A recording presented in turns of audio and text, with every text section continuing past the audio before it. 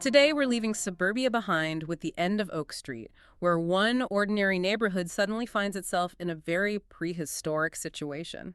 It is quite the transition for that neighborhood, to say the least. Oh, completely. I mean, just imagine stepping out your front door to grab the morning paper. You're still half asleep, coffee in hand. But instead of seeing, your neighbor's perfectly manicured lawn, you are staring straight down the throat of a fully feathered, incredibly hungry Tyrannosaurus Rex. Yeah, that is the sheer audacious scale of the reality we're stepping into today. Exactly. So for this deep dive, we've pulled together a massive stack of sources. We've got everything from David Robert Mitchell's director commentaries and Maya Shimaguchi's production design blueprints to raw cast interviews and visual effects breakdowns. Oh, the VFX breakdowns are just fascinating on this one. They really are. And our mission today is to unpack this 2026 sci-fi blockbuster. We want to figure out exactly how it balances, like intense IMAX-level dinosaur carnage with incredibly grounded family drama. Plus, we'll dig into the behind-the-scenes movie magic and debate the alternate endings that almost completely change the film's legacy. I'm so glad we're tackling this because it is a phenomenal text to break down. It demands that the audience process two completely different genres simultaneously, which is not easy to do. Right, it's a huge balancing act. Exactly. On the surface, you're strapped in for a massive popcorn-flying summer blockbuster.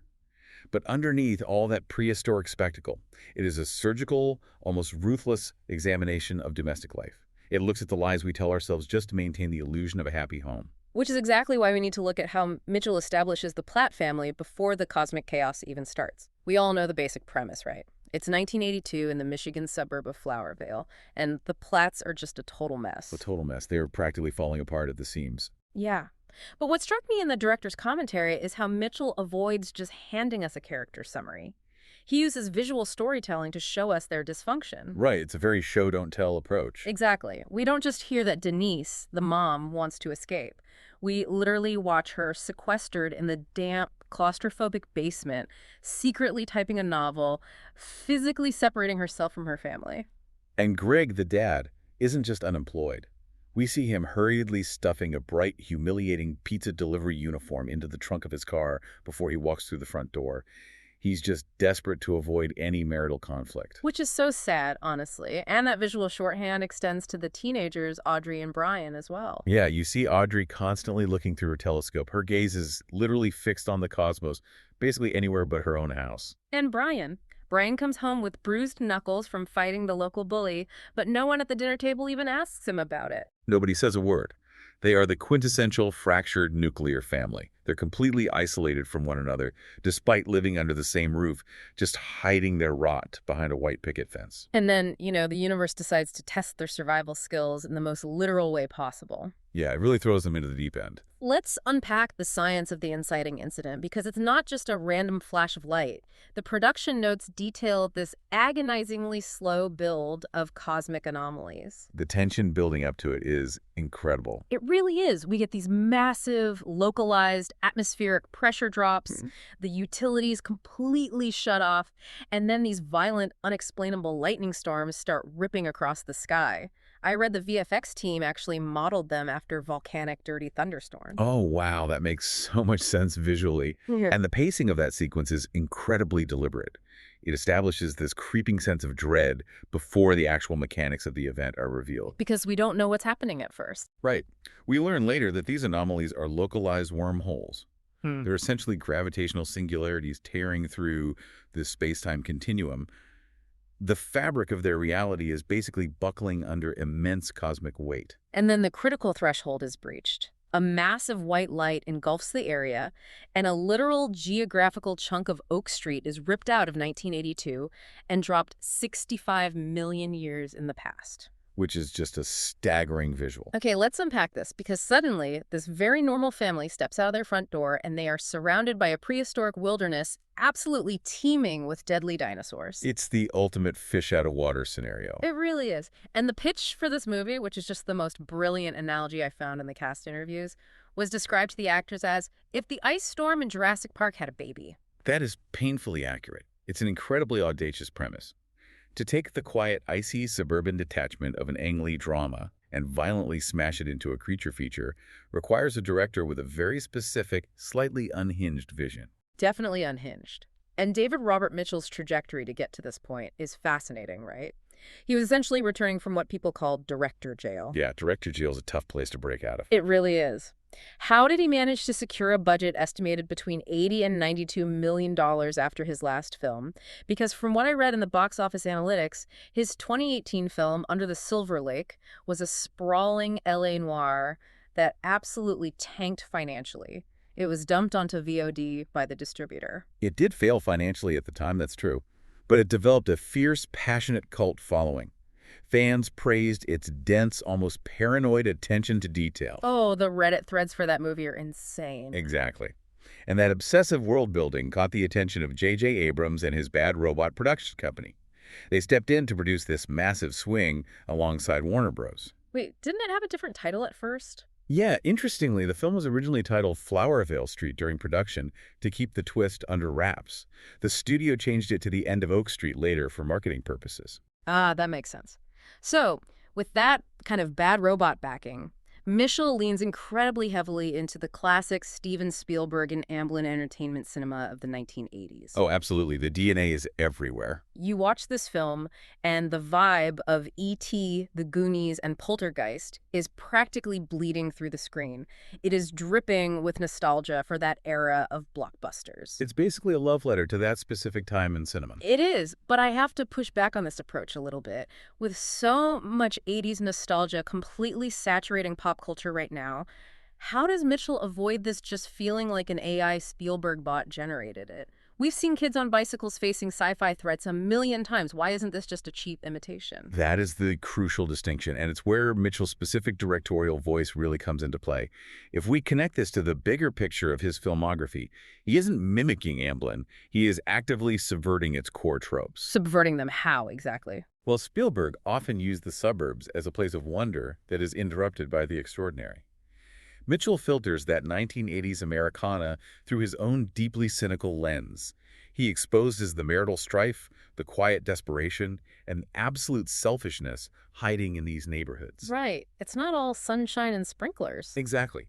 The dinosaurs aren't just monsters for the kids to marvel at. They are a catalyst that forces the ugly truth to the surface. That perfectly aligns with Anne Hathaway's quote from one of our sources. She referred to the suburbs as a manufactured wilderness. Ooh, I love that phrase. Isn't it great? It's a space engineered by humans, so you can have the illusion of nature like a lawn, a tree, but it's completely controlled, sterilized, and safe. Precisely. And Mitchell violently strips that artificial safety away. Yeah. When you put this fractured family in the middle of an untamed prehistoric ecosystem, the veneer of polite society completely evaporates. You can't really worry about the neighborhood association when there's a raptor outside. No, you definitely can't. A predator at the door forces them to figure out who they really are, not who they've been pretending to be. That psychological unmasking transitions perfectly into how nostalgia functions as a visual language in this film. If you don't buy into the mundane reality of this 1982 home, the shock of a raptor tearing through the kitchen window just doesn't work. The contrast is everything. It is. Maya Shumaguchi's production design is immaculate.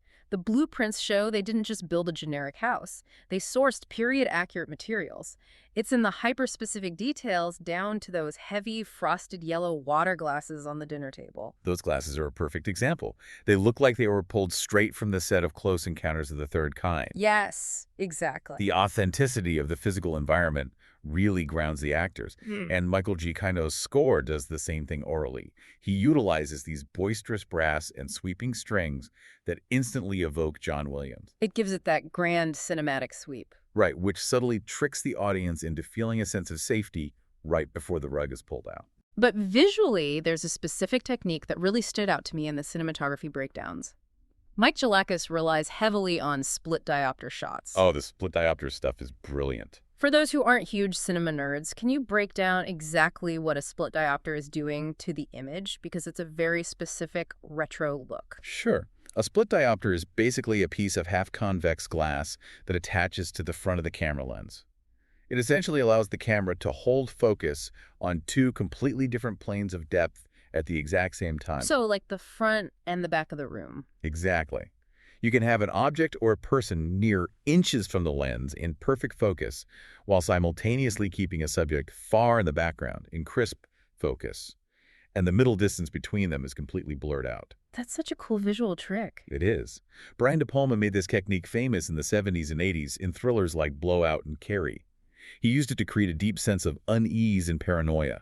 I love that you brought up De Palma because Hathaway had this incredible insight into why Mitchell resurrected that specific lens technique for a family drama. She said it perfectly captures the chaotic, impolite intimacy of a real family in crisis. Oh, that's a brilliant way to put it. Right. Think about standard filmmaking. Usually, the camera cuts back and forth between whoever is speaking. It's orderly, it's polite. Yeah, standard shot, reverse shot. Exactly. But with a split diopter, you can have characters in the foreground and the background reacting and talking over each other simultaneously, all within the same frame.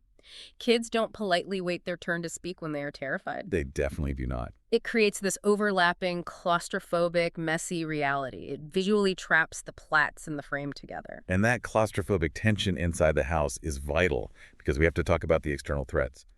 The family drama only works because the IMAX-level carnage going on outside those frosted yellow glasses is so relentlessly intense. Speaking of that carnage, I am still genuinely baffled by how they managed to secure a PG-13 rating. It really pushes the boundaries, doesn't it? It does. This isn't a sanitized off-screen adventure. People are getting viciously eaten.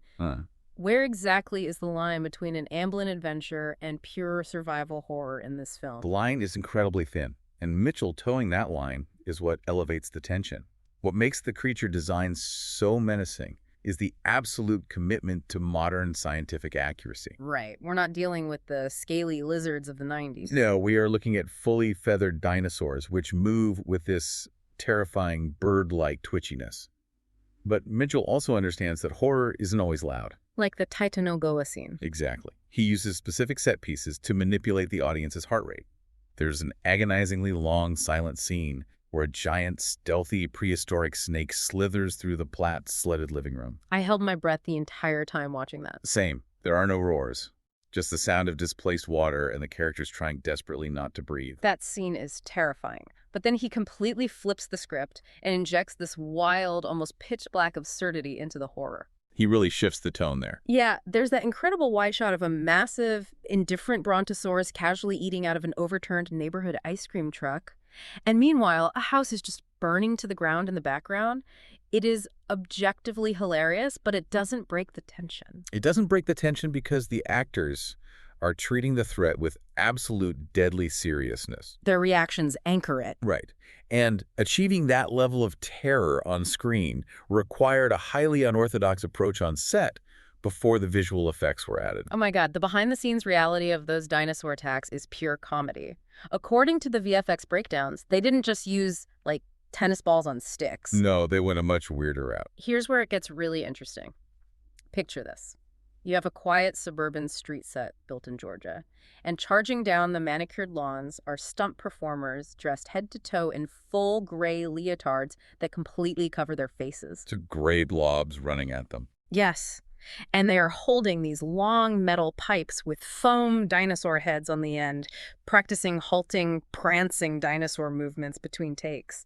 Hathaway said they look like an insane dance troupe. It sounds ridiculous, but the psychology of performance under those conditions is actually fascinating. How so? Well, Hathaway noted in her interviews that the moment Mitchell yelled, "action," the dynamic instantly shifted. It didn't matter to her lizard brain that it was a stuntman in a gray leotard holding a pipe. The brain just sees a threat. Exactly. Adrenaline is an involuntary biological response. When a physical body charges at you aggressively, your nervous system bypasses logic and reacts with genuine, uncalculated fear. And that biological override led to an incredible unscripted moment that actually made the final cut. Oh, the baseball bat incident. Yes. During one take, Mitchell deliberately called cut a few seconds late just to see what would happen. The stunt performers holding the dinosaur heads just kept charging, getting closer and closer, breaching the actor's personal space. Which is terrifying for an actor. Oh, completely. Hathaway's nervous system completely hijacked her. She lost it, started screaming, and practically climbed up McGregor, clawing at him for protection. And McGregor, who was fully dialed in as the emasculated father desperately trying to protect his family, reacted on pure protective instinct. He didn't even think about it. No, he was holding a baseball bat for the scene, and instead of pulling his swing like you're supposed to, he absolutely bonked the stand-in dinosaur right on the nose. He hit it so hard. He swung with such force that he permanently dented the physical model they were using. That is incredible. Just pure, unadulterated panic. And the reason that visceral fear translates so beautifully to the audience is tied directly to the film's technical presentation. Right, the projection format. Exactly. The director specifically demanded this be screened in IMAX with laser or color projection. Can you explain why color matters here? Because most people don't realize how much the projector dictates the tension of a scene. Sure, yeah. So COLA stands for commercial laser projection, and it fundamentally changes how you experience darkness in a theater. How does it do that? Well, traditional digital projectors always emit a tiny amount of light, meaning true black shadows often look muddy or like dark gray.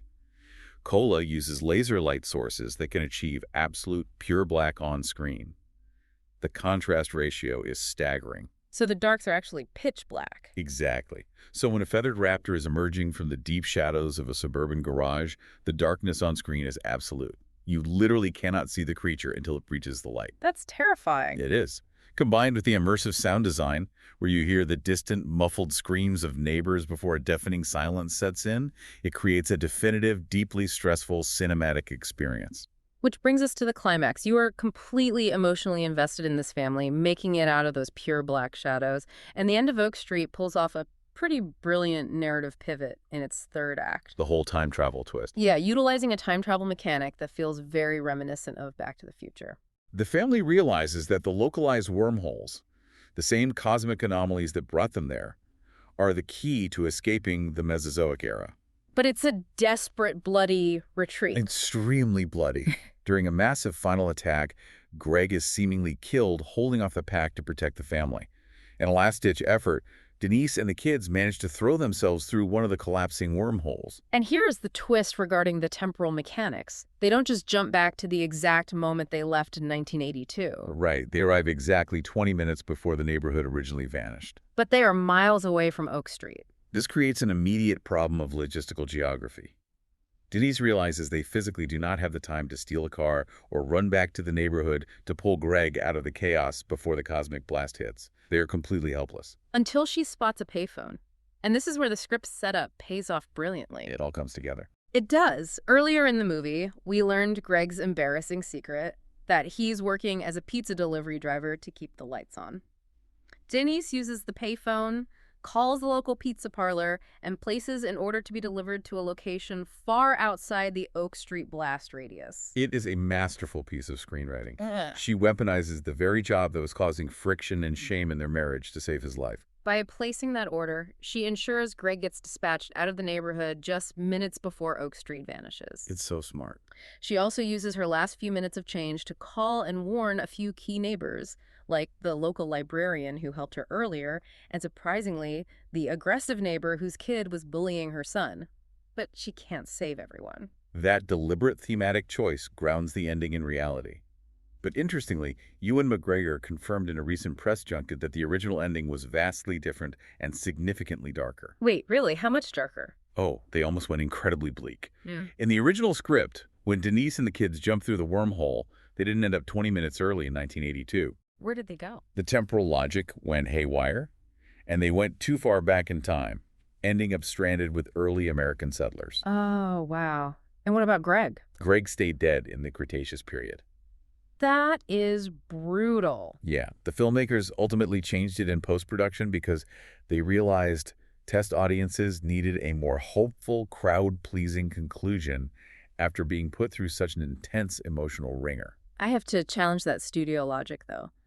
Doesn't giving them a triumphant, crowd-pleasing rescue completely undercut the darkness Mitchell just spent 2 hours building? I mean, I get why people feel that way. If his entire thesis is stripping away the safety of the suburbs, giving them a magical do-over feels like a massive studio cop-out. I see your point, and purists might agree with you. But consider the psychological weight of what actually happens in the theatrical cut. It isn't a neat, happy bow. No. Put yourself in the Platt's shoes. Yes, you survive, you save your immediate family, but you have to live the rest of your life with crushing survivor's guilt. Because of the people they couldn't call. Exactly. The neighbors whose numbers you didn't memorize, the kids playing down the street, they are permanently trapped 65 million years in the past, fighting for their lives. That is a deeply bittersweet reality. It reminds you just how incredibly fragile the safe little worlds we build around ourselves really are. It's a heavy emotional burden to carry. It really is. But the epilogue of the film takes that trauma and expands it into a global geopolitical crisis. Tell me about the final reveal, because it completely recontextualizes the entire universe of this movie.